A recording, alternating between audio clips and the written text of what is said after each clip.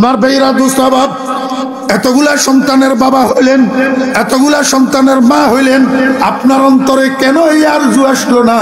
আব্দুল কাদের জিলানী রহমতুল্লাহ আলাইহির মায়ের অন্তরে যে আরজু আসলো, হাফেজ সাহেব হুজুর আমার আরজু আমার ছেলেটা পরে যা হবে হবে, জীবনের শুরুতে কোরআনের হাফেজ হবে, এইরকম একটা আরজু আপনি মুসলমান আপনার অন্তরে কেন আসলো না?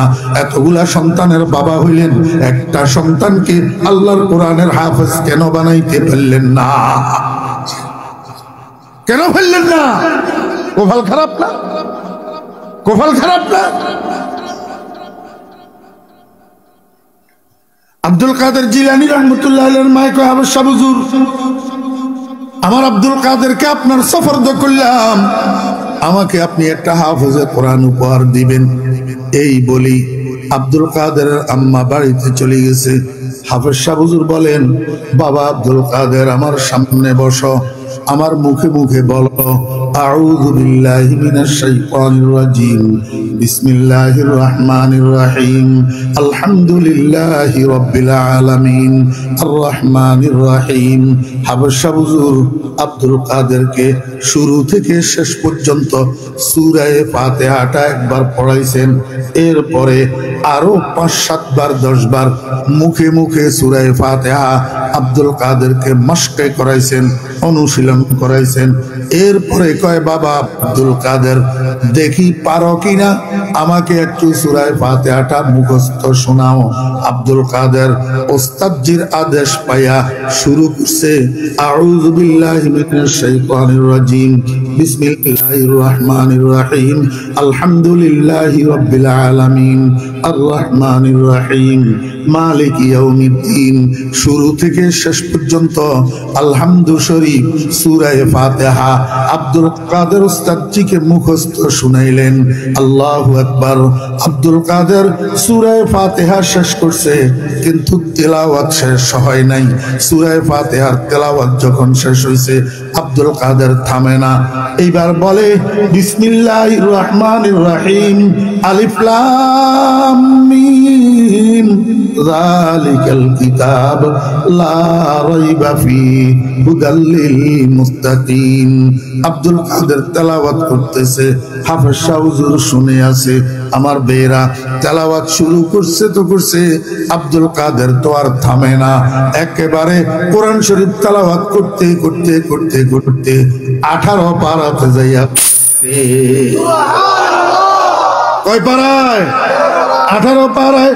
ভিতরে ভিতরে হাফেজ সাহেব হুজুর অবাক, কিরে পড়াইলাম শুধু সূরা ফাতিহা, শুনাইতে কইলাম শুধু সূরা ফাতিহা, মায়ে বলি গেল এই পর্যন্ত কোনো মাদ্রাসায় ভর্তি করে নাই, কোনো শিক্ষকের সামনে বসায় নাই, কোনো লেখাপড়া করায় নাই। আর এদিকে আব্দুল কাদের আমাকে 18 পারা মুখস্থ শুনিয়ে দিল কেমনে? ঘটনা কি? এই কে আছিস? আব্দুল কাদেরের মাকে খবর দে। আব্দুল কাদেরের মাকে খবর দেওয়া হয়েছে। আব্দুল কাদেরের মা আসছে। হাফেজ সাহেব হুজুর কয়, বোন আপনি আমার সাথে মিথ্যা কথা বললেন কেন? মহিলা কয়, হুজুর কি মিথ্যা কথা বলছি? হুজুর কয়, আপনি না বললেন আপনার ছেলেকে কোনো মাদ্রাসায় ভর্তি করেন নাই, কোনো লেখাপড়া করার নাই, কোনো শিক্ষকের সামনে বসান নাই, তাহলে আমি আব্দুল কাদেরকে শুধু সূরা ফাতিহা পড়াইলাম, সূরা ফাতিহা শুনাইতে কইলাম, এখন সূরা ফাতিহা তো আব্দুল কাদের শুনাইলো, সাথে 18 পারা কোরআন শরীফ আমাকে মুখস্থ শুনাইয়া দিল। আপনি বললেন কোনো লেখাপড়াই করে নাই, কোনো মাদ্রাসায় ভর্তি হয় নাই, তাহলে আব্দুল কাদের 18 পারা কোরআন শরীফ মুখস্থ করলো কোথায়? হেফজ করলো কোথায়? 18 পারার হাফেজ কেমনে হইল? আব্দুল কাদেরের মায় কয়, হুজুর ওয়া রাব্বিল কাবা, আমি কাবার কসম করে বলতেছি, আমার আব্দুল কাদের আমার গর্ভ থেকে ভূমিষ্ঠ হওয়ার পর থেকে অদ্যাবধি পর্যন্ত কোরআন শরীফ হাতে নেওয়ার সুযোগও পায় নাই। তবে আমার আব্দুল কাদের 18 পারার হাফেজ কেমনে হয়েছে, এটার একটা খেয়াল আমার দিলের মধ্যে আছে। কয় কি খেয়াল? হুজুর ঘটনা হইল আমি মহিলাটা একটু কোরআন তেলাওয়াত বেশি করি।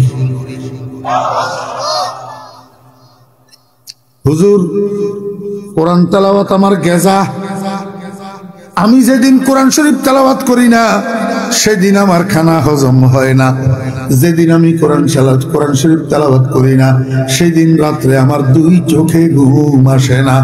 আমার মনে আছে আমার আব্দুল কাদের যখন আমার গর্ভে ছিল, তখন আমি বেশি বেশি কোরআন তেলাওয়াত করতাম। প্রতি 3 দিনে একবার কোরআন শরীফ খতম করতাম। কয় দিনে? আমার ভাইরা দোস্ত আহবাব, আপনাদের বিয়ানীবাজার থানা তো বিরাট থানা। গোটা বিয়ানীবাজার থানাটাকে পর্যবেক্ষণ করেন, জরিপ করেন, এই গুণের মা কয়জন পাওয়া যায়? আমার ভাইরা দোস্ত আহবাব, সন্তানকে গর্ভে লইয়া 3 দিনে এক খতম কোরআন শরীফ তেলাওয়াত করে, এমন গুণের মা কয়জন পাওয়া যায়? মা যদি এমন হয় তো এমন পবিত্র গর্ভ থেকে আব্দুল কাদের জিলানী ভূমিষ্ঠ হবে না, আব্দুল কাদের জিলানী জন্ম হবে না তো কি জন্ম হবে? আমার বেহরা দোস্ত আহবাব, বুয়াদ পাকি জাতি নত পাকে কিরদার, জেনা জাদা না বাশুদ জুজে জেনাকার, যে মরদুম সগে যে সগ মরদুম নাজায়দ, যে গুন্দুম যাও যে যাও গুন্দুম নায়ায়দ। ও বেরা, আব্বা আম্মা যদি পবিত্র চরিত্রের অধিকারী হয়, সন্তান পবিত্র চরিত্রবান হবে। আব্বা আম্মা যদি চরিত্রহীন হয়, সন্তান চরিত্রহীন হবে। কারণ মানুষের পেট থেকে মানুষ জন্ম নেয়, কুকুরের বাচ্চা জন্ম নেয় না। কুকুরের পেট থেকে কুকুরের বাচ্চা জন্ম নেয়, মানুষ জন্ম নেয় না। ধানের ছড়ার মধ্যে ধান পাওয়া যায়, গম পাওয়া যায় না। গমের শীষের মধ্যে গম পাওয়া যায়, ধান পাওয়া যায় না। পবিত্র ঘরে, পবিত্র ঔরসে, পবিত্র জরায়ুতে পবিত্র সন্তান জন্মগ্রহণ করে। অথচ লুচ্চা বাপের সন্তান লুচ্চা হয়, বেবিচারী মায়ের সন্তান বেবিচারী হয়। এটাই স্বাভাবিক।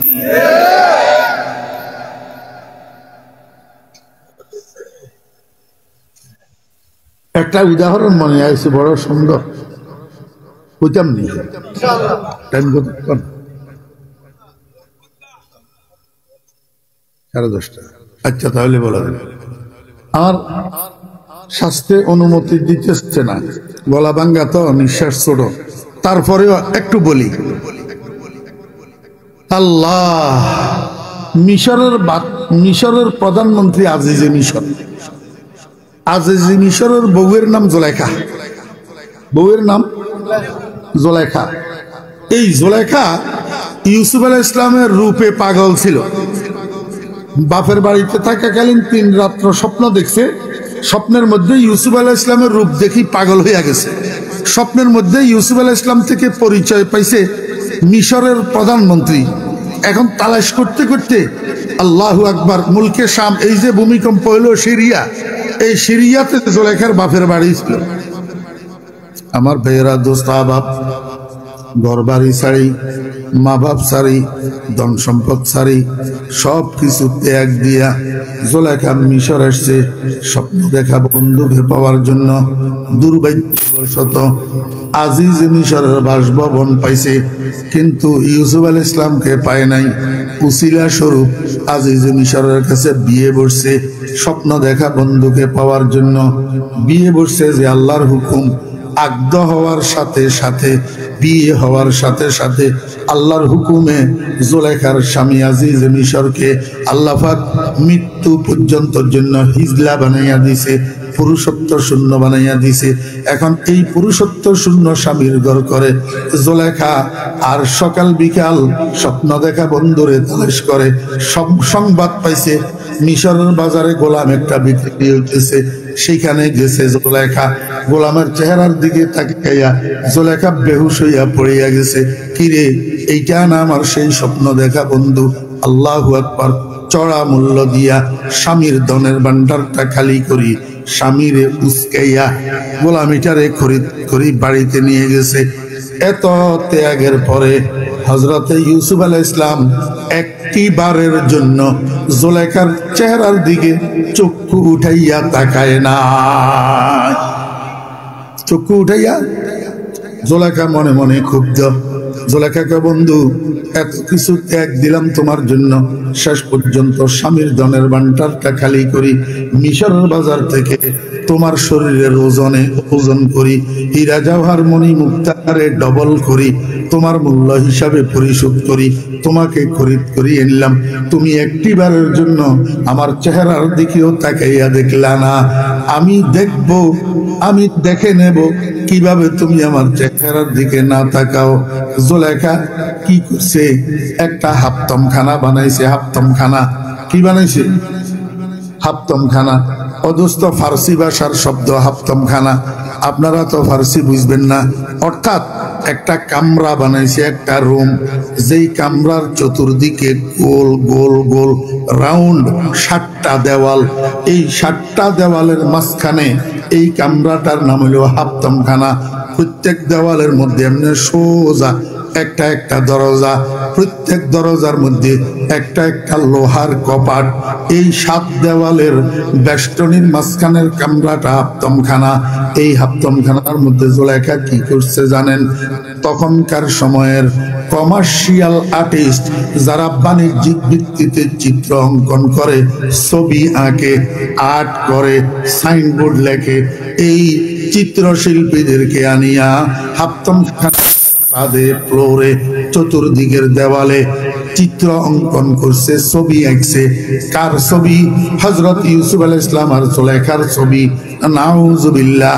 দুইজনের একজনের গায়েও বস্ত্র নাই, সম্পূর্ণ বিবস্ত্র ছবি।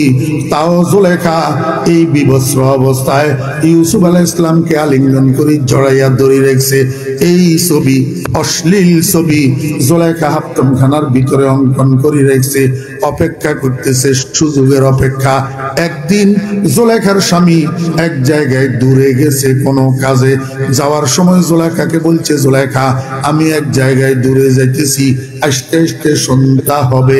জুলেখায় মনে মনে কয়, এই সুযোগটার জন্য আমি অপেক্ষায় ছিলাম, তাড়াতাড়ি যাও, দূর হও, দেরি করে আসিও। মনে মনে কয় আজিজে মিশর তো চলে গেছে। জুলেখার সাথে সাথে দাসীকে দেখছে, দাসীকে ডাকিয়া দাসীর হাতের মধ্যে 7টা লোহার তালা দিছে। বলছে, ও দাসী, আমরা দুজন যখন ভিতরের কামরায় প্রবেশ করব, তুই বাহিরের দিক থেকে এক একটা দরজায় এক একটা তালা লাগাইয়া দিবি, চাবিগুলা তোর কাছে সংরক্ষিত রাখবি। খবরদার, আমি কিন্তু এই কামরার ভিতর থেকে দরজা খুলি বাইর হওয়ার কোনো অপশন রাখি নাই। একটা শুধু অপশন আছে, একটা বিশেষ পন্থায় আমি তোকে ইনফরমেশন করব, তখন তালা খুলবি, এর আগে তালা খুলতে পারবি না। আমার ভাইয়েরা, জুলেখা হযরত ইউসুফ আলাইহিস সালামকে ফুসলাইয়া ফাসলাইয়া নিয়ে ঢুকাইছে হাফতমখানার ভিতর। কোথায় ঢুকাইছে? হাফতমখানার ভিতর। ও ভাইয়েরা, দোস্ত আহবাব, পিছনের দিক থেকে দাসী প্রত্যেকটা দরজার বাহিরের থেকে একটা একটা তালা লাগাইয়া দিছে। এখন তো সম্পূর্ণ আবদ্ধ হইয়া গেছে।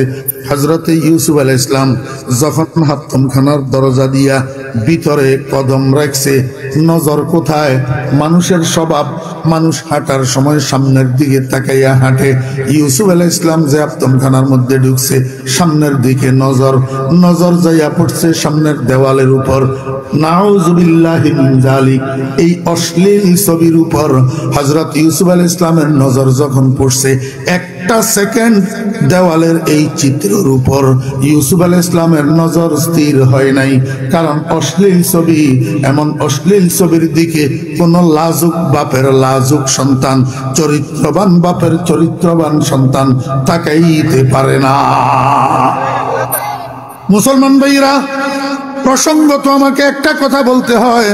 ও বিয়ানীবাজারের যুবক তরুণেরা, স্মার্টফোন ব্যবহার করো, অ্যান্ড্রয়েড সেট ব্যবহার করো।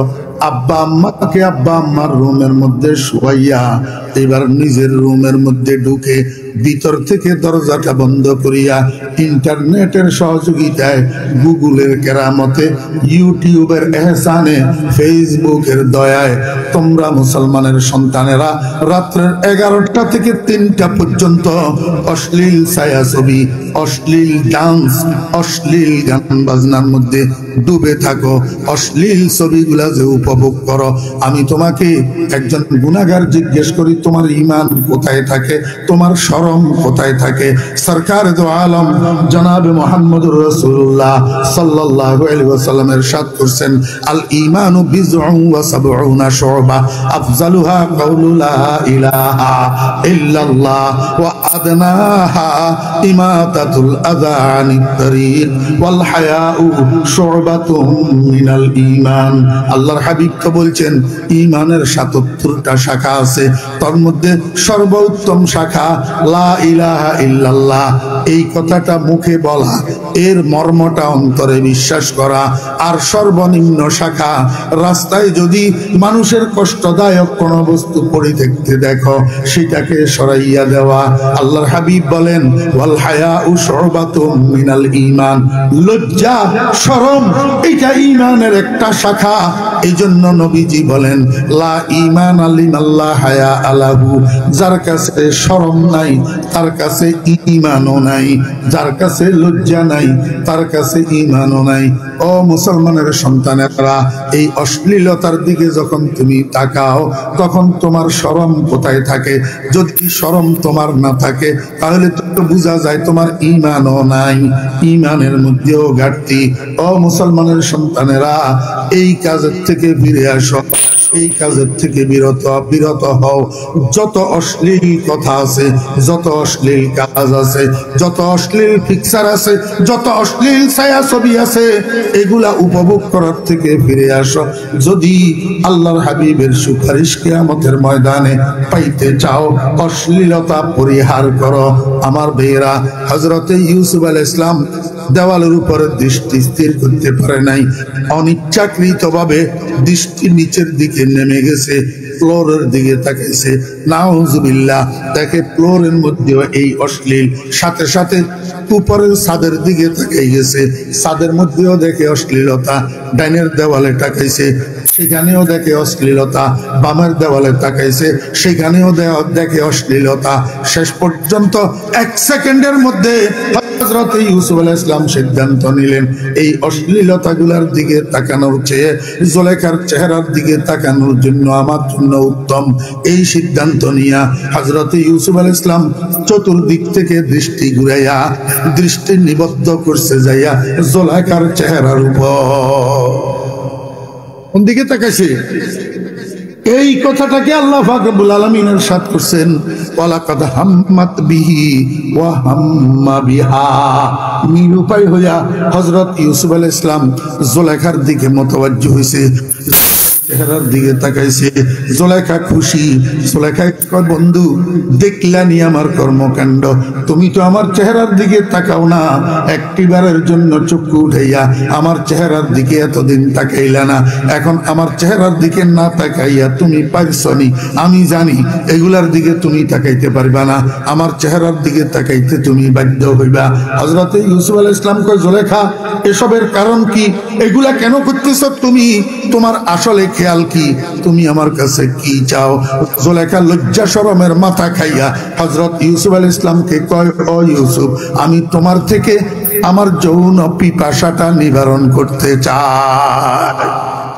নাউযু বিল্লাহি মিন যালিক। আমার ভাইয়েরা, দোস্ত আহবাব, হযরত ইউসুফ আলাইহিস সালাম কয়, জুলেখা আদিস্তাম তারতি সাহাবান গায়রা হামিরিন, তুমি তো এমন মেঘের কাছে বৃষ্টি চাইতেছ যেই মেঘের মধ্যে পানি নাই, শুকনা মেঘ। শুকনা মেঘে তোমাকে বৃষ্টি কোথা থেকে দিবে? ও জুলেখা, তুমি আমার ব্যাকগ্রাউন্ড সম্পর্কে জানো না, আমার বংশ পরিচয় সম্পর্কে জানো না। আমার আব্বার নাম ইয়াকুব, তিনি একজন নবী। আমার দাদার নাম ইসহাক, তিনি একজন নবী। আমার পরদাদার নাম ইব্রাহিম, তিনি একজন নবী। আমি ইব্রাহিমের নবুয়তের বাগানে সদ্য পরিস্ফুটিত এক পবিত্র ফুল। আল্লাহ পাক রব্বুল আলামিন আমার নিজের মধ্যেও নবুয়তের আসরার আর রুমুজ লুপ্ত রেখেছেন বলে আমরা যে হকদার ওয়াই না হুফতা যে গুলজারে খলিলুল্লাহ সে গুফতা। ও জুলেখা, আমার গোটা বংশের মধ্যে কোনো ব্যভিচারী নাই, আমার গোটা বংশের মধ্যে কোনো লুচ্চা মানুষ নাই, কোনো চরিত্রহীন মানুষ নাই, আমার গোটা বংশ নবুয়তের বংশ। দরসলা বর্ষ করম রুসমে কদিমাস করিম বিনুল করিম বিনুল করিমাস। জুলেখা, তুমি কি করি মনে করতে পারলা আমি ইব্রাহিমের সন্তান, আমি ইসহাকের সন্তান, আমি ইয়াকুবের সন্তান, আমি নবী বংশের সন্তান, আমি নিজেও এক সময় ইনশাআল্লাহ নবী হব। আমার থেকে এমন চরিত্রহীন কাজের তুমি, এমন অশ্লীল কাজের কেমনে কামনা করলা? তুমি কি জানো না বুয়াদে পাকি জাতি নতে পাকে কেরদার জেনা জাদা নাবাসদ জুজে জেনাকার। সন্তান চরিত্রহীন হওয়ার জন্য বাপ চরিত্রহীন হওয়া লাগে, মা চরিত্রহীনা হওয়া লাগে। ওরে মা বাপ যদি চরিত্রবান হয়, সন্তান নির্ঘাত চরিত্রবান হয়। কারণ মানুষের পেট থেকে মানুষ জন্ম হয়, কুকুর জন্ম হয় না। কুকুরের পেট থেকে কুকুর জন্ম হয়, মানুষ জন্ম হয় না। ও দোস্ত বাবেরা, এই জন্য আমি বলি সন্তানকে যদি চরিত্রবান বানাইতে চান, সন্তান গর্ভে থাকা অবস্থায় থেকে সচেতন থাকেন, সজাগ থাকেন, সতর্ক থাকেন। ওই গর্ভে থাকা অবস্থার যেই সন্তানের ফাউন্ডেশন 10 মাস, এই ফাউন্ডেশনটাকে সুন্দর করে গড়ে তোলার চেষ্টা করেন, তো দেখবেন ইনশাআল্লাহ আপনার সন্তান চরিত্রবান হবে। আপনার সন্তান আপনাকে বৃদ্ধাশ্রমের দিকে ঠেলবে না। আপনার সন্তান, আপনারা বুড়া বুড়িকে বাড়িতে রাখি বউ লইয়া সিলেট শহরে বাসা ভাড়া করে থাকবে না। আপনার সন্তান, করোনায় আপনি মারা গেছেন হসপিটালে, ডাক্তার ফোন করছে, স্যার আপনার আব্বা তো মারা গেছে, আপনার আব্বাকে নিয়ে যান, দাফন কাফনের ব্যবস্থা করেন।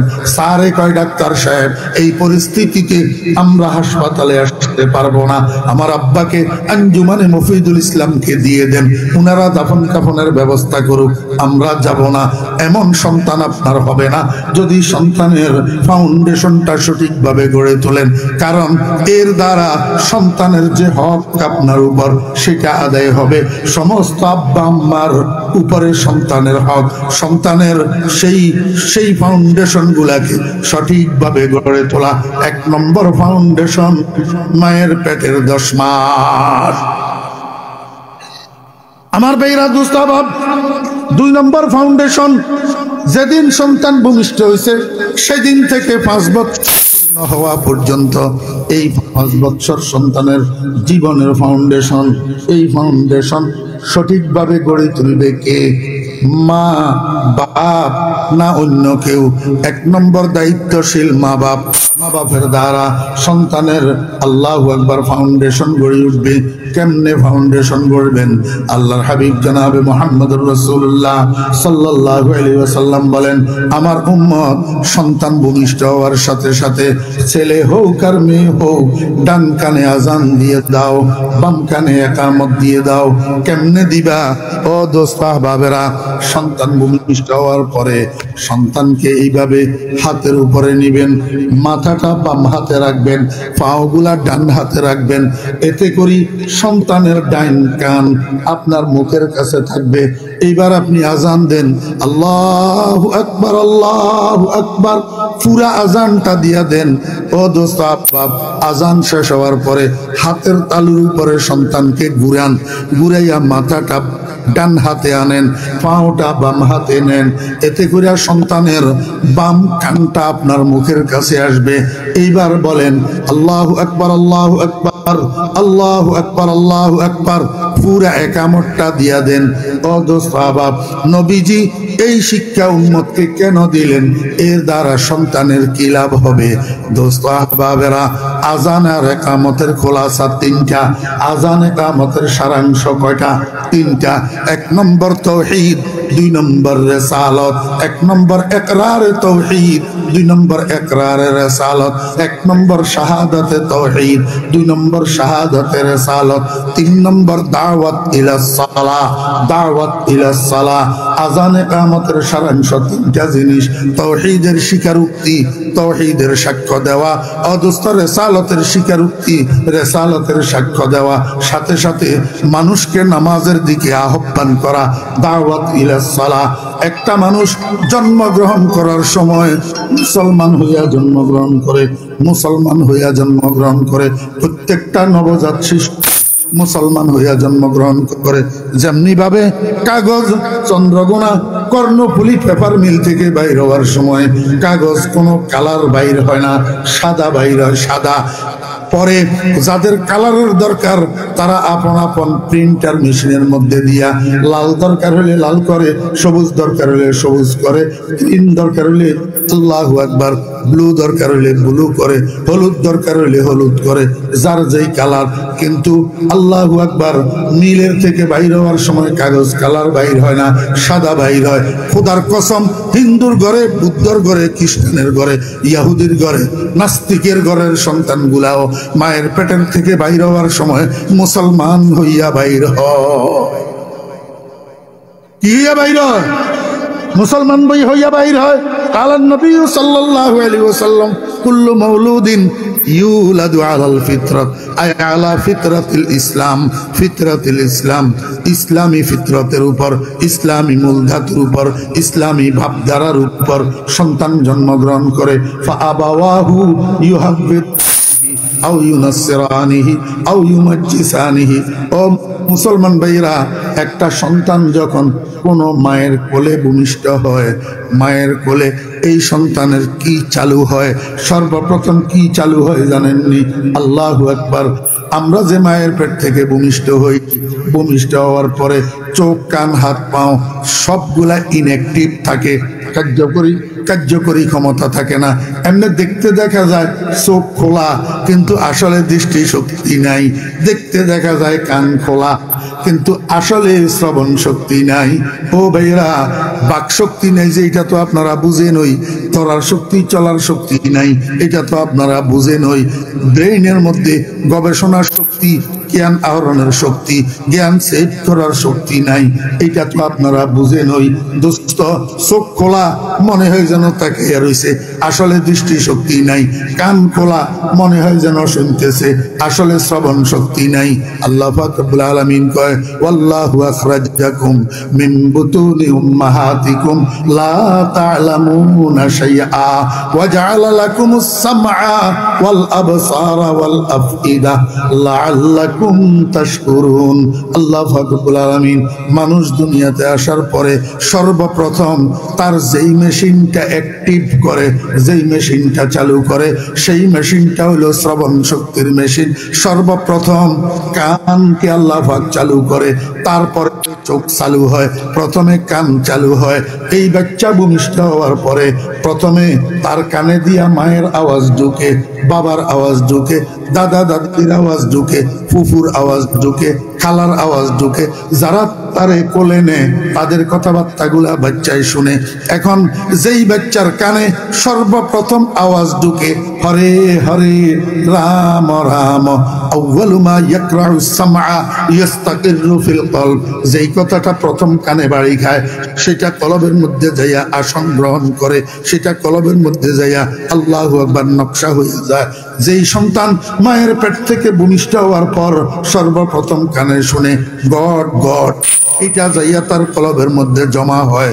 যেই সন্তান মায়ের পেট থেকে ভূমিষ্ঠ হওয়ার পর সর্বপ্রথম শুনে আশহাদু আল্লাহ ইলাহা ইল্লাল্লাহ, এটা যাইয়া তার কলবের মধ্যে জমা হয়। আশহাদু আন্না মুহাম্মাদার রাসূলুল্লাহ, এটা যাইয়া তার কলবের মধ্যে নকশা হয়। হাইয়া আলাস সালাহ, এটা যাইয়া তার কলবের মধ্যে নকশা হয়।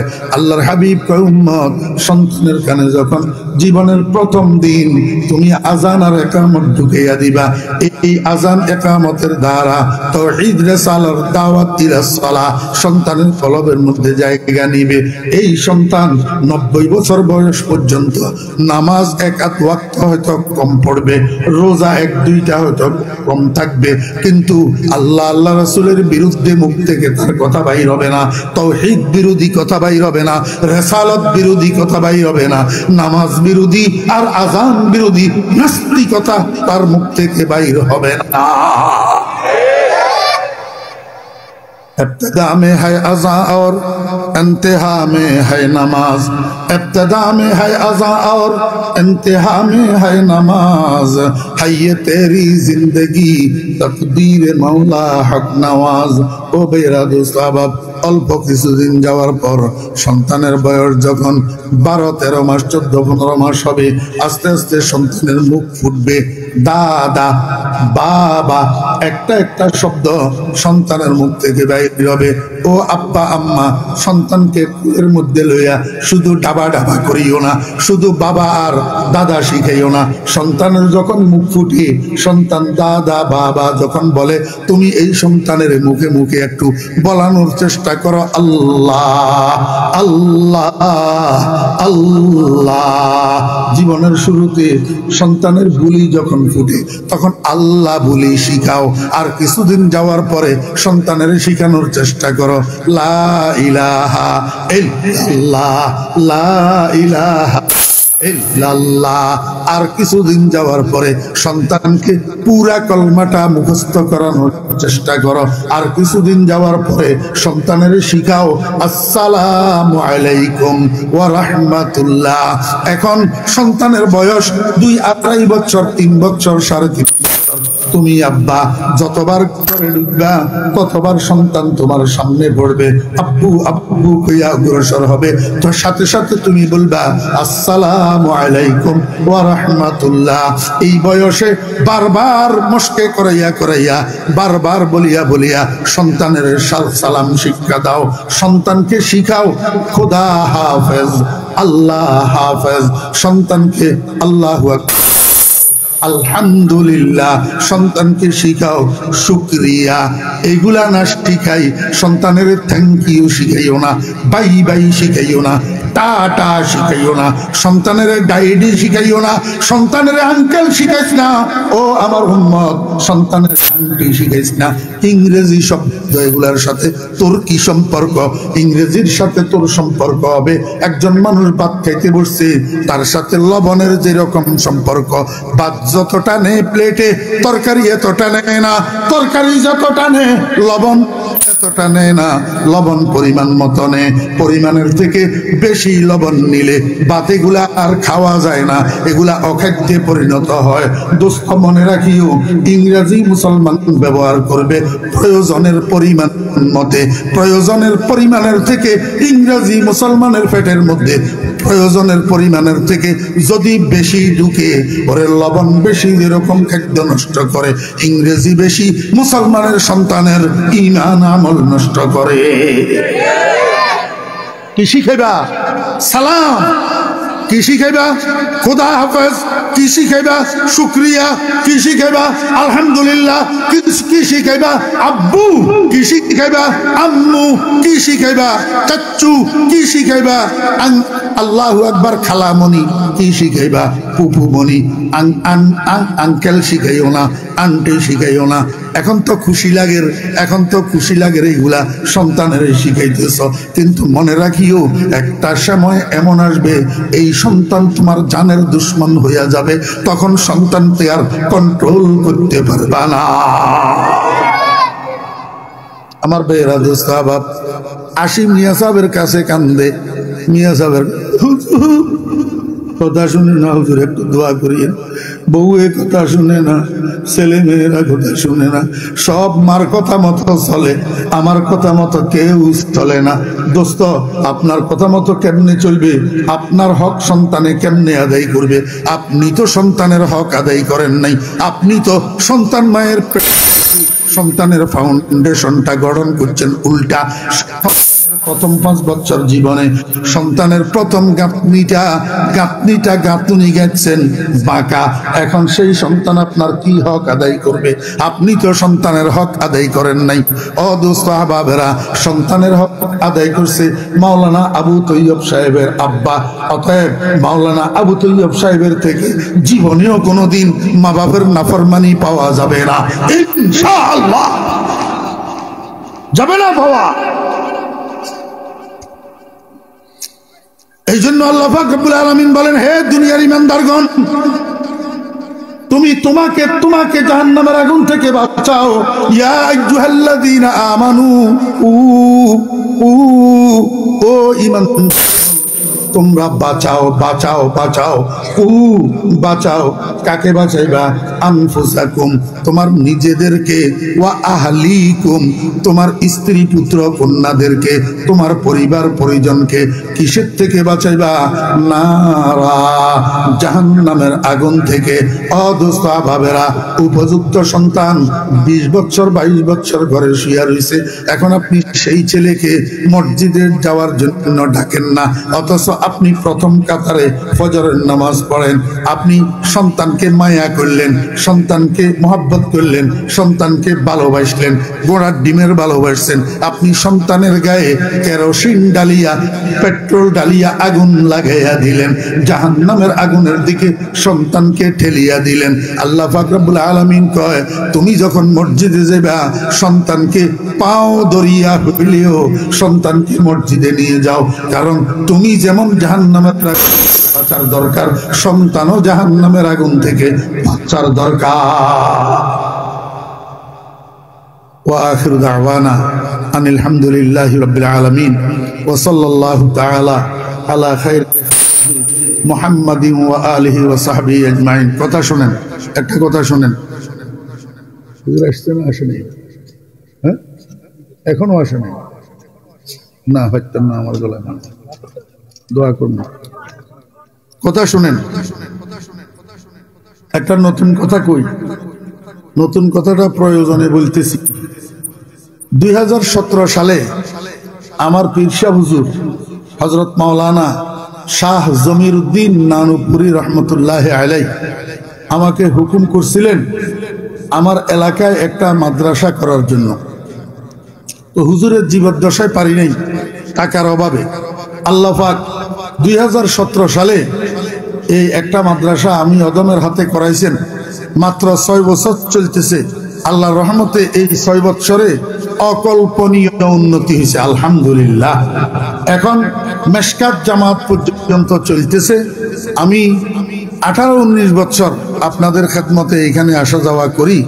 হ্যাঁ, সেই আবদারের থেকে, অধিকারের থেকে আপনাদেরকে একটা অনুরোধ করতেছি যে আপনারা দোয়াও করবেন আমার প্রতিষ্ঠানটার জন্য, দোয়াও করবেন। আর যারা পারেন আমার প্রতিষ্ঠানটার জন্য 5টা 10টা টাকা পাইলে সাহায্য করবেন। এখন না, আমি মাদ্রাসায় আছি, ইনশাল্লাহ ফজরের সময় যাব। এর মধ্যে আপনারা যাওয়ার সময় যদি পারেন 5-10 টাকা 100 টাকা, হ্যাঁ, যে যা পারেন আমার মাদ্রাসাটার জন্য সাহায্য করলে ইনশাআল্লাহুল আজিজ মাদ্রাসাটা উপকৃত হবে। সবাই দরুদ শরীফ পড়েন। আল্লাহুম্মা সাল্লি আলা মুহাম্মাদিন ওয়া আলা আলি মুহাম্মাদ কামা সাল্লাইতা আলা ইব্রাহিমা ওয়া আলা আলি ইব্রাহিম ইন্নাকা হামিদুম মাজিদ। আল্লাহুম্মা বারিক আলা মুহাম্মাদিন ওয়া আলা আলি মুহাম্মাদ কামা বারাকতা আলা ইব্রাহিমা ওয়া আলা আলি ইব্রাহিম ইন্নাকা হামিদুম মাজিদ। কথা শুনেন, মাওলানা হাবিবুল্লাহ মাহমুদ কাসেমি দামাত বারাকাতুহুম আমাদের অত্যন্ত মহব্বতের ছোট ভাই, বড় আলেম, শেখুল হাদিস, খুব সুন্দর আলোচনা করেন, গ্রহণযোগ্য আলোচনা করেন। এই মাঠে উনি আর আসছেন কিনা আমি জানি না। হ্যাঁ, এই মাঠে উনি আর আসেন নাই, এই মাঠের জন্য নতুন। আমি যে বলতেছি আমার কথা আপনারা বিশ্বাস করিয়েন। খুব ভালো আলোচনা করেন, খুব সুন্দর আলোচনা করেন, বড় আলেম। হ্যাঁ, উনি আসতে যদি 5-10 মিনিট দেরিও হয়, 2 বাগ পর্যন্ত আসি গেছেন। আপনারা কেউ যাবেন না, কেউ উঠবেন না, ইনশাআল্লাহুল আজিজ উনার বয়ান শুনি, আখেরি মুনাজাতে অংশগ্রহণ করি, তারপরে সবাই যাবেন। আল্লাহ পাক তৌফিক দান করেন। আলহামদুলিল্লাহি রাব্বিল আলামিন والصلاة والسلام على أشرف الأنبياء والمرسلين. ربنا ظلمنا أنفسنا وإن لم تغفر لنا وترحمنا لنكونن من الخاسرين. ربنا هب لنا من أزواجنا وذرياتنا قرة أعين واجعلنا للمتقين إماما. رب ارحمهما كما ربياني صغيرا. اللهم يا فاطر السماوات والأرض আনতা ওয়ালিয়ুনা ফিদ দুনিয়া ওয়াল আখিরাহ তাওয়াফানা মুসলিমান ওয়া আলহিকনা বিস সালিহিন। ইয়া আল্লাহ ইয়া আরহামার রাহিমিন, ইয়া আল্লাহ আমরা যত মানুষ এই প্যান্ডেলের নিচে আছি, ইয়া আল্লাহ অংশগ্রহণ করছি, আমাদের জীবনের সমস্ত গুনাহগুলো মাফ করে দেন। ইয়া আল্লাহ আমাদের বাকি হায়াত আপনার রাজি মতো কাটানোর তৌফিক দেন। ইয়া আল্লাহ মৃত্যুর আগে আমাদেরকে তওবায়ে নসুহা নসিব করে দেন। ইয়া আল্লাহ ইয়া আরহামার রাহিমিন, ইয়া আল্লাহ এই তাফসীর মাহফিলকে কবুল ফরমান। ইয়া আল্লাহ এই মাহফিলকে কিয়ামত পর্যন্ত চালু রাখেন। আল্লাহ সমস্ত জরুরত গায়েবের থেকে আসানের সহিত পুরা করে দেন। ইয়া আল্লাহ এই মাহফিলকে আমাদের সকলের এবং এলাকাবাসীর জন্য ইয়া আল্লাহ হেদায়েতের এবং নাজাতের জরিয়া বানাইয়া দেন। ইয়া আল্লাহ মাইকের আওয়াজ চতুর্দিকে যতটুকু যেতেছে সমস্ত কবরস্থানগুলির মুর্দেগানের কবরে আযাব মাফ করে দেন। ইয়া আল্লাহ এই মাহফিলের উসিলায় বৈরাগী বাজারের চতুর্দিকের আত্রাফের সমস্ত যুবক তরুণদেরকে নামাজি বানাইয়া দেন, নেককার বানাইয়া দেন, দিনদার বানাইয়া দেন, কোরআনের মাহফিলের খাদেম বানাইয়া দেন, মাদ্রাসা মসজিদের খিদমত করনেওয়ালা বানাইয়া দেন। ইয়া আল্লাহ এই মাহফিলের উসিলায় বৈরাগী বাজারের উপরে রহমত নাজিল ফরমান। সমস্ত ব্যবসায়ীদের ব্যবসার মধ্যে বরকত দান করেন। ইয়া আল্লাহ এই মাহফিলের যারা আয়োজন করছেন, টাকা দিয়া, পয়সা দিয়া, শ্রম দিয়া, সময় দিয়া, দেশ থেকে বিদেশ থেকে, হে আল্লাহ সকলের সব ধরনের মেহনত কুরবানি দান সদকাগুলোকে কবুল ফরমান। আল্লাহ এর বিনিময় হে আল্লাহ উনাদের হায়াতের মধ্যে, রুজি রিজিকের মধ্যে, ঈমান আমলের মধ্যে বরকত দান করেন। হে আল্লাহ খাস করি ইত্তেহাদুল মুসলিমিন পরিষদ বৈরাগী বাজারের সভাপতি সাহেব, সেক্রেটারি সাহেব সহ সকল সদস্যদেরকে কবুল ফরমান। আল্লাহ তাদের জিন্দেগি উজ্জ্বল করে দেন। ইয়া আল্লাহ দুনিয়া আখিরাত ভালো করে দেন। ইয়া আল্লাহ আমরা যত মানুষ অসুস্থ আছি সবাইকে সেহত ও আফিয়ত দান করেন। ইয়া আল্লাহ এখানে অনেক বুজুর্গানে দিন আছেন, ওলামায়ে কেরাম আছেন, হাজী সাহেবেরা আছেন, বুড়া মুরব্বীরা আছেন, বেগুনার তালেবে ইলম ভাইরা আছেন। ইয়া আল্লাহ কারো না কারো উসিলায় আমার ছোট ছেলেটারে আল্লাহ সেহত ও আফিয়ত দান করেন, হায়াতের মধ্যে বরকত দান করেন। ইয়া আল্লাহ বৈরাগী বাজার মাদ্রাসা কবুল ফরমান। ইয়া আল্লাহ এই মাদ্রাসাকে দিন দুগুনি রাত চুগুনি তরক্কি দান ফরমান। সমস্ত জরুরত গায়েবের থেকে আসানি সহিত পুরা করে দেন। ইয়া আল্লাহ, ইয়া আল্লাহ ফেনী জেলার হরিপুর জমিরিয়া মাদ্রাসা কবুল ফরমান। সমস্ত জরুরত গায়েবের খাজানার থেকে পুরা করে দেন। কিয়ামত পর্যন্তর জন্য ইলমের মারকাজ হিসেবে কবুল ফরমান। ইয়া আল্লাহ হর যুগে এক জামাত মুখলিস তালেবে ইলম, এক জামাত মুখলিস আসাতিজা ইকরাম দিয়া মাদ্রাসাকে আবাদ করেন, আবাদ রাখেন। ইয়া আল্লাহ আপনার হাবিবের সদকা দোয়া দরখাস্ত কবুল ফরমান। ইয়া আল্লাহ আব্দুল মুমিনের মার কবরকে জান্নাতের বাগান বানাইয়া দেন। ইয়া আল্লাহ কবরের আযাব মাফ করে দেন, কবরকে নূরের রহমতে ভরপুর করে দেন। ইয়া আল্লাহ আরো অনেক মুহিব্বিনেরা গত এক বছরের মধ্যে দুনিয়া থেকে চলে গেছেন, সকলের মাগফিরাত ফরমান, সকলের কবরের আযাব মাফ করে দেন। ইয়া আল্লাহ কতগুলা মানুষের মহব্বত করে, খেদমত করে, আল্লাহ উনাদের মতো আমার কাছে কিছু নাই। হে আল্লাহ আপনি আপনার গায়েবের খাজানাত থেকে উত্তম বিনিময় দান করেন। ওয়া সাল্লাল্লাহু তাআলা আলা খায়রি খালকিহি মুহাম্মাদিন ওয়া আলিহি ওয়া সাহবিহি আজমাইন বিরহমাতিকা ইয়া আরহামার রাহিমিন। আসসালামু আলাইকুম ওয়া রাহমাতুল্লাহ। আমার আলোচ্য বিষয়টা আজকে একটু ভিন্নধর্মী। এতদিন পর্যন্ত আপনারা শুনছেন সন্তানের উপর পিতামাতার হক, আর আজকে আমার আলোচ্য বিষয় হল পিতামাতার উপরে সন্তানের হক। একটু উল্টা হইল না?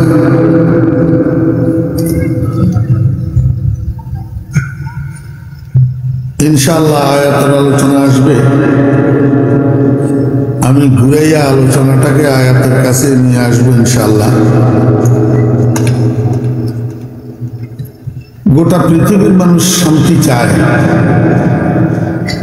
কিন্তু আসলে বিশ্বব্যাপী সেই কাঙ্ক্ষিত শান্তির চেয়ে অশান্তি বেশি। এই অশান্তিটা আসে থেকে বিশ্বের যে কান্ট্রিগুলো আছে, রাষ্ট্রগুলো আছে, রাষ্ট্রগুলো যদি অশান্ত হয় গোটা বিশ্ব অশান্ত হয়। রাষ্ট্র অশান্ত হয় থেকে প্রত্যেকটা দেশ কতগুলা সমাজের দ্বারাই গঠিত হয়।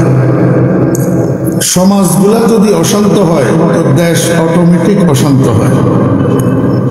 সমাজগুলাতে যদি শান্তি থাকে দেশ শান্তিপূর্ণ হইয়া যায়। আপনারা বুঝে থাকলে একটু বলুন, বর্তমান সমাজগুলাতে শান্তি বেশি না অশান্তি বেশি? অশান্তি বেশি না? এই সামাজিক অশান্তিটা আসে থেকে? কারা সমাজকে অশান্ত করে? কাদের দ্বারাই সমাজ অশান্তিপূর্ণ হয়? এর প্রতিকার কি? সামাজিক শান্তি পুনঃপ্রতিষ্ঠিত করার উপায় কি? আমার ভাইয়েরা, আমরা তো মোল্লা মৌলবী মানুষ, মিয়াসাব মানুষ।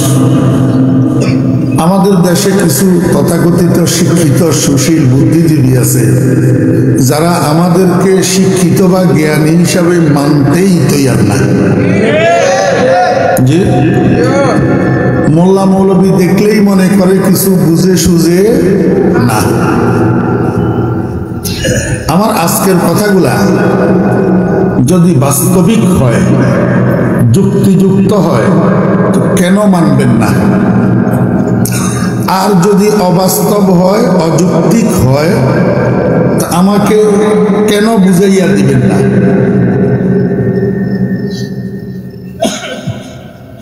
আলোচনার শুরুতে আমাদেরকে একটা কথা প্রথমে বোঝা দরকার, যে সমাজের মধ্যে যেই কাজগুলা হয় এই কাজগুলাকে চিহ্নিত করা দরকার। কোন কোন কাজ শান্তির কাজ, কোন কোন কাজ অশান্তির কাজ, এগুলো একটু চিহ্নিত করা দরকার না? নামাজ পড়া, রোজা রাখা, হজ করা, যাকাত দেওয়া, কোরআন তেলাওয়াত করা, জিকির আজকার করা, দান সদকা করা, মা বাপের সেবা করা, পাওনাদারের পাওনা পরিশোধ করা, ওয়ারিসদের মিরাস প্রদান করা, প্রতিবেশীর হক আদায় করা, মানুষের উপকার করা, মানুষের কল্যাণে কাজ করা, রাস্তার উপর মানুষের কষ্টদায়ক কোনো বস্তু যদি চোখে পড়ে সেটাকে সরাইয়া দেওয়া। এই যে যাবতীয় কাজগুলোর কথা আমি বললাম, এই কাজগুলোর দ্বারা সমাজে শুধু অশান্তি আর অশান্তি হয়। কি হয়? মনোযোগ আসেনি সবাই? সবাই বুঝছেন বিষয়টা? যেই কাজগুলোর কথা আমি বললাম, এই কাজগুলোর দ্বারা সমাজে শান্তি প্রতিষ্ঠিত হয় না অশান্তি? চুরি করা, ডাকাতি করা, হাইজ্যাক করা, সন্ত্রাস করা, মা বাপের নাফরমানি করা, মদ খাওয়া, গাঁজা খাওয়া, ইয়াবা খাওয়া, সুদ খাওয়া, ঘুষ খাওয়া, প্রতিবেশীর উপরে জুলুম নির্যাতন করা, পাওনাদারের পাওনা না দেওয়ার জন্য চলচাতুরি করে মানুষের হক, মানুষের টাকা আত্মসাৎ করে মেরে খাওয়া, দেশের সম্পদ লুণ্ঠন করা, মিরাজদেরকে ওয়ারিসদেরকে মিরাজ না দিয়া ঠকানো, রাজনীতির নামে মানুষের মাথায় হকি স্টিক দিয়া বাড়ি দেওয়া, রাজনীতির নামে কোনো মায়ের সন্তানের পেটে ড্যাগার ঢুকাইয়া দেওয়া, রাজনীতির নামে কোনো মায়ের সন্তানের বুকে রিভলভারের গুলি ছুড়া, মদ খাইয়া রাস্তায় রাস্তায় নাচা। আমার ভাইয়েরা, সুদ খাওয়া, ঘুষের টাকা দিয়া পকেট ভর্তি করা, দেশের সম্পদ লুণ্ঠন করিয়া বিদেশি ব্যাংকে টাকার পাহাড় গড়ে তোলা, সন্ত্রাস করা, রাজনীতির নামে মানুষ খুন করা, এই জাতীয় কাজগুলা হলো শুধু শান্তির কাজ। এগুলার দ্বারা সমাজে শান্তি আর শান্তি প্রতিষ্ঠিত। হ্যাঁ, সবাই বলেন এই কাজগুলা শান্তির না অশান্তির? এই কাজগুলা সমাজে অশান্তির কাজগুলা কারা করে এটা একটু আমাদের বুঝার দরকার। সমাজে এই অশান্তির কাজগুলা কারা করে? দেখেন, সমাজে 3 কালের মানুষ বাস করে। কয় কালের? আমার গলা ভাঙ্গা তো, আপনারা একটু কষ্ট করে বুঝে নিতে হবে, আজকে সাউন্ড ক্লিয়ার না। সমাজে 1 কালের মানুষ বাস করে, ওই কালটাকে বলে বাল্যকাল, এই মানুষগুলাকে বলে বালক। আরেক কালের মানুষ বাস করে, এই কালটাকে বলে যৌবনকাল, এই মানুষগুলাকে বলে যুবক। আরেক কালের মানুষ বাস করে, এটাকে বলে বৃদ্ধকাল, এই মানুষগুলাকে বলে বুড়া। ঠিক না বেটি? তো জিজ্ঞেস করলে বলবেন, এমনি বলবেন না। কয় কালের মানুষ বাস করে? 3 কালের, বালক, যুবক, বুড়া। বালক, যুবক, বুড়া। মনোযোগ সহকারে শুনতেছেন?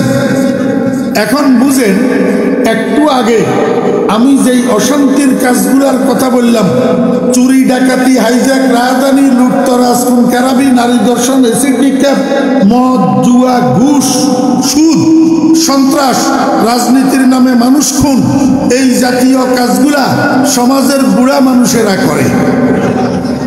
হ্যাঁ, বালকেরা করে। কারা করে? এই যুবকেরা করে। এই কথা আপনারা বুড়ারা বললে যুবকেরা মনে কষ্ট নিবে, যারটা তারা বলুক। কারা করে? যুবকেরা করে, বালকেরা করে না।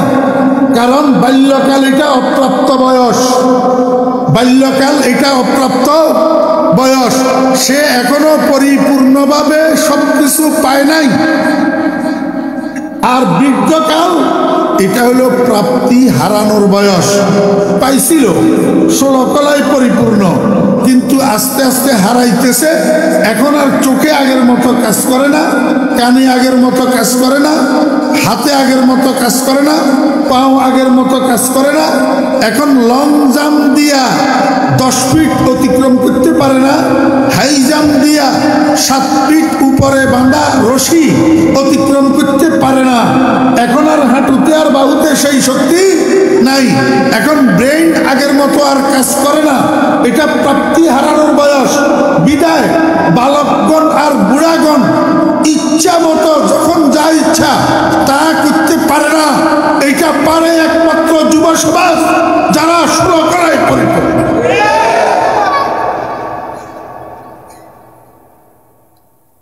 তবে একটা কথা আছে, সব যুবকেরা যারা সমাজে বাস করে সবাই কিন্তু এই অশান্তির কাজগুলা করে না।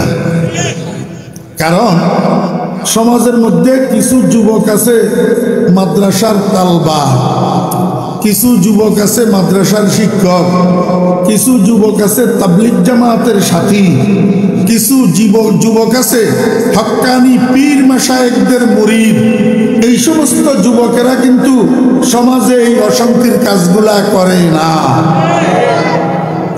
আমার এই রায়ের বিরুদ্ধে যদি কেউ থাকেন, মেহরবানি করে হাত উঠান, নতুবা সাব্যস্ত হবে সর্বসম্মতিক্রমে ফাঁস। সর্বসম্মতিক্রমে পাশ।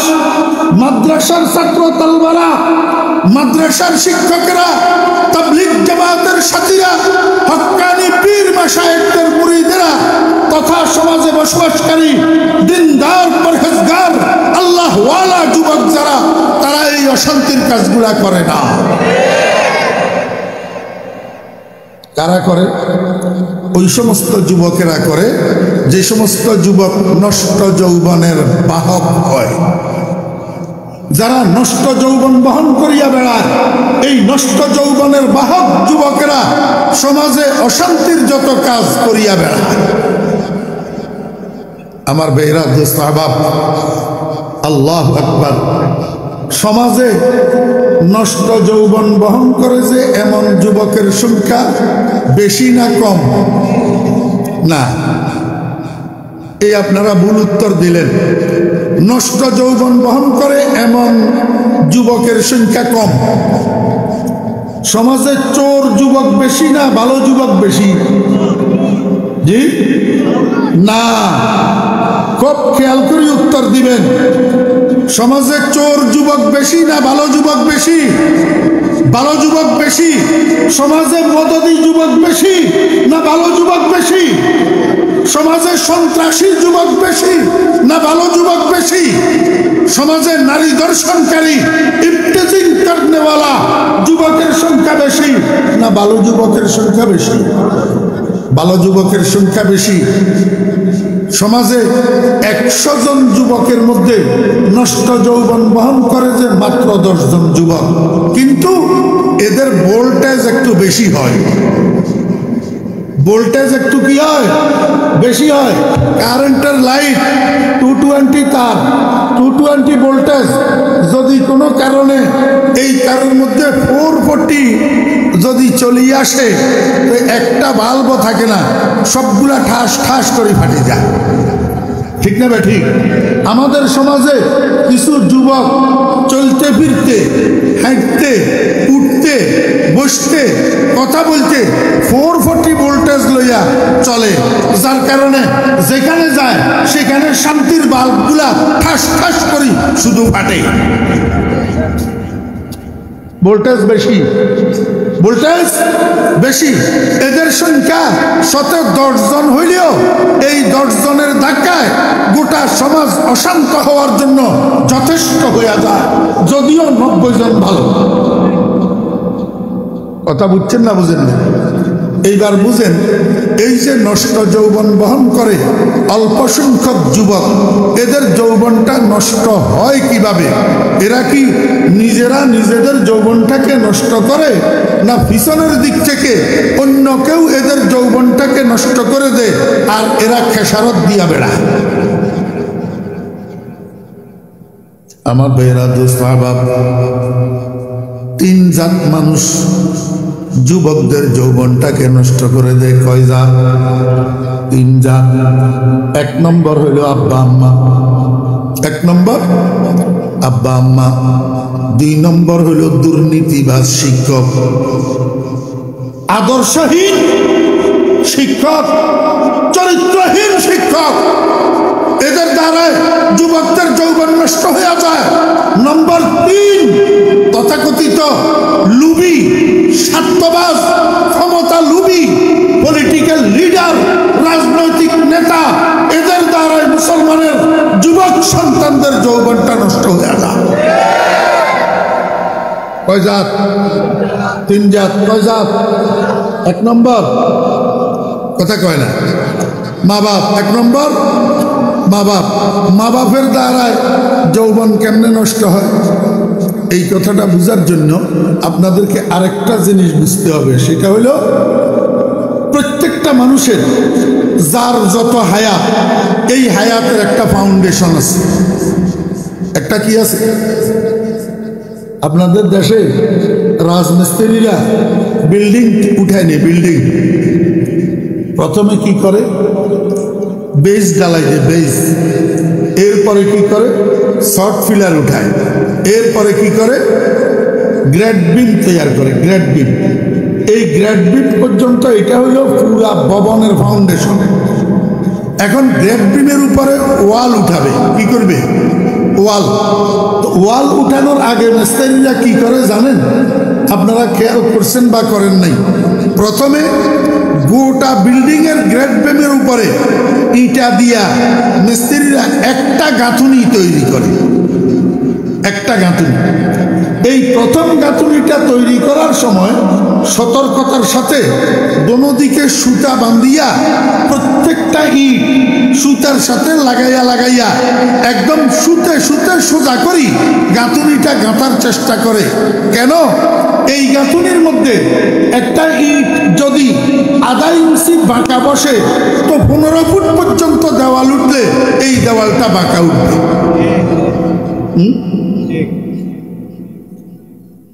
किश्ते अव्वल चूने हद मेयारे कज, किश्ते अव्वल चूने हद मेयारे कज, तासुरैया मीरा वद दीवारे कज। এই জন্য কবি বলেন, ও দুনিয়ার মানুষেরা, মিস্ত্রি প্রথম গাঁথুনি গাঁথার সময় যদি গাঁথুনিটা বাঁকা গাঁথে, সুরাইয়া সেতারা পর্যন্ত যদি এই দেওয়ালটা উঠে, এই দেওয়ালটা বাঁকাই উঠবে, যেহেতু দেওয়ালের ফাউন্ডেশন প্রথম গাঁথুনি বাঁকা। আমার বেইরা দোস্তাবাব, প্রত্যেকটা মানুষের জীবনের একটা ফাউন্ডেশন আছে। এই ফাউন্ডেশনটা যখন বাঁকা হয়ে যায়, তার যৌবনটা বাঁকা হয়ে যায়, তার বার্ধক্যটা বাঁকা হয়ে যায়, গোটা জীবনটা বাঁকা চলে। এই জীবনকে আর সোজা করা যায় না যখন ফাউন্ডেশন বাঁকা হয়ে যায়।